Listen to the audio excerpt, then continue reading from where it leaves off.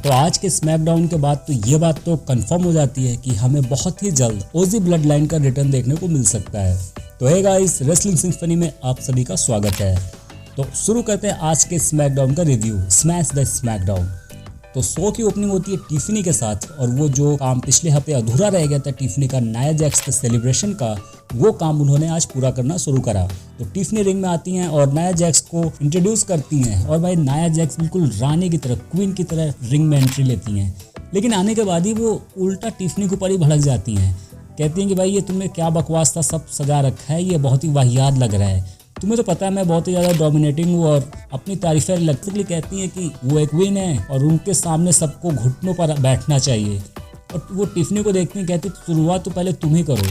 Tiffany भी like okay, लेकिन मैंने इतनी मेहनत करी है, पिछले हफ्ते भी इस हफ्ते भी हमने रंगारंग कार्यक्रम रखा है, पहले उसे देख लो फिर हम कर देंगे। और फिर वहाँ पे प्रिटी डेडली बॉयज़ थे और फिर वो थोड़ा नाच गाना शुरू करते हैं, लेकिन वहाँ पे आ जाती हैं मियामी और आकर सबके ऊपर करती हैं अटैक, और सारे ही लोग रिंग से भाग जाते हैं। तो इस तरह से नाया जैक्स के पार्टी में खलल पड़ जाता है मियामी की वजह से।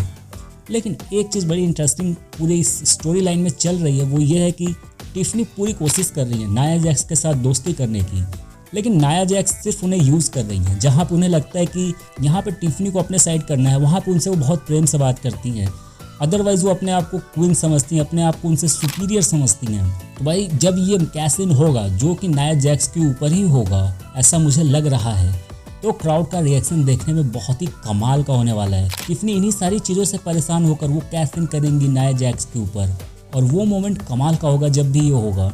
इस पर आपको क्या लगता है, अपनी राय कमेंट में ज़रूर बताइएगा। तो बढ़ते हैं शो में आगे की तरफ।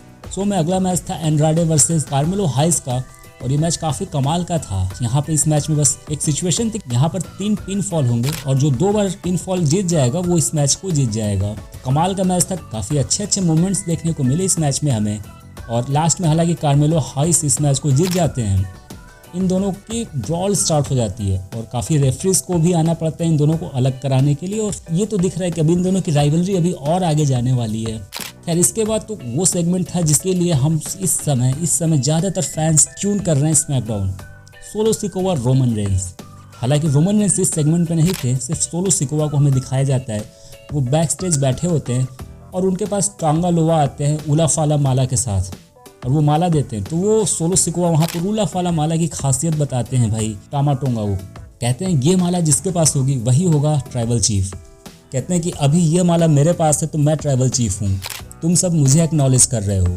अगर ये माला रोमन रेंस के पास चली जाती है तो हमें उससे एक्नॉलेज करना पड़ेगा, मुझे भी तुम्हें भी। आई मीन फैंस भी लाइक अजी घंटा मेरा, भले ही उलाफाला माला सोलो के पास है, लेकिन फैंस का तो ट्राइबल चीफ एक ही है, original tribal chief Roman Reigns.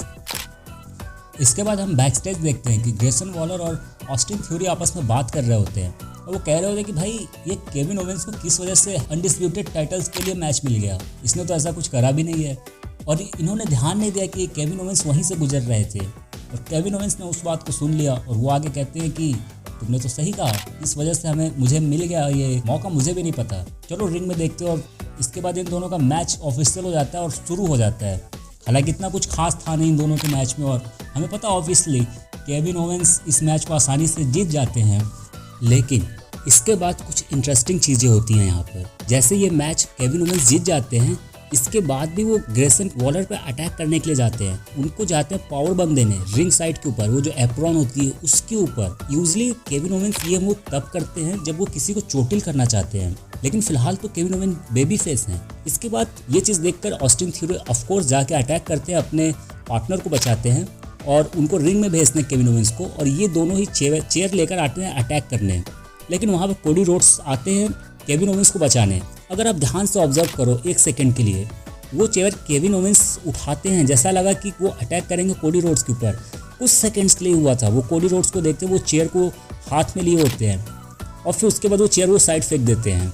और फिर उसके बाद जो उनकी चैंपियनशिप बेल्ट है कोडी रोड्स की, उसको भी जब कोडी रोड्स उठाने जाते हैं केविन ओवेंस आके उठा लेते हैं, और उसके बाद फिर वो देकर हालांकि चले जाते हैं। लेकिन WWE सारी चीज़ें छोटी छोटी चीज़ें प्लान कर रही है कि बैश इन बर्लिन में केविन ओवेंस का हिल टर्न हमें देखने को मिल सकता है। और कुछ मुझे शो में इतना कुछ खास लगा नहीं। हाँ, एक और मैच हुआ नंबर 1 कंटेंडर के लिए टैग टीम चैंपियनशिप के, वहाँ पे स्ट्रीट प्रॉफिट ने हरा दिया DIY को। और अब इनका जो मुकाबला है स्ट्रीट प्रॉफिट का वो अगले हफ्ते स्मैकडाउन में होगा टैग टीम चैंपियनशिप के लिए अगेंस्ट ब्लड लाइन। और इसके बाद भाई शो का मेन इवेंट, ये बिल्कुल ऐसा लगा कि जैसे हम पिछले हफ्ते का मेन इवेंट देख रहे हैं। बिल्कुल सबसे पहले सोलो सिकोवा आते हैं और फिर वो कॉल आउट करते हैं रोमन रेंस को, फिर से रोमन रेंस आते हैं। हाँ, यहाँ पर इस बार 1-1 आते हैं सोलो सिकोवा और रोमन रेंस। और फिर भाई सीधी बात है, रोमन रेंस भारी पड़ते हैं सोलो सिकोवा पे, फिर टामाटोंगा को मारते हैं। और फिर जब ये दोनों को मार के रिंग साइड से बाहर फेंक देते हैं ना रोमन रेंस, तो एक मौका आता है वहाँ पर ऊला फाटा माला रिंग में ही थी और रोमन रेंस ने उसे लेके पहन लिया। और क्राउड का रिएक्शन बहुत ही अच्छा था उस पर, बहुत ही अच्छा रिएक्शन था। लेकिन तभी वहाँ जैकब फाटू आते हैं और आके रोमन्स पे अटैक करते हैं। और उसके बाद हम देखते हैं कि ब्लड लाइन हावी हो गई है रोमन रेंस पे और रोमन रेंस को ऑफकोर्स वो मार दिए हैं और अपर हैंड मिला है ब्लड लाइन को सोलो सिकोवा के। लेकिन एक चीज़, ये जो पूरा वीकेंड रहा स्मैकडाउन का, जो 2 स्मैकडाउन में रोमन रेंस आए हैं या फिर समर स्लैम में, अभी भी रोमन रेंस के अराउंड एक मिस्ट्री कायम है कि उनका क्या थॉट प्रोसेस है, क्या है, क्या वो बेबी फेस हैं कि नहीं है।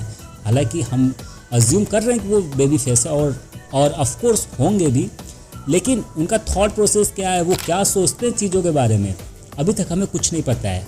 हमें अभी तक एक भी प्रोमो देखने को नहीं मिला रोमन रेंस का। हमें बस ये पता है कि वो अभी बस ऊला फाला माला लेने के लिए आए हैं और वो वही लेना चाहते हैं। बाकी उनका क्या टेक है अभी तक WWE ने पूरा सस्पेंस बना के रखा है उसके ऊपर, और ये धीरे धीरे हमें पता चलेगा। और भाई ये स्टोरी लाइन तो लंबी चलने वाली है, अब ऐसा दिख रहा है। तो ये था इस हफ्ते का रिव्यू मेरे अनुसार। अगर आपको अच्छा लगा हो तो चैनल को सब्सक्राइब कर देना और वीडियो को लाइक कर देना। मिलते हैं अगले वीडियो में, तब तक के लिए बाय बाय।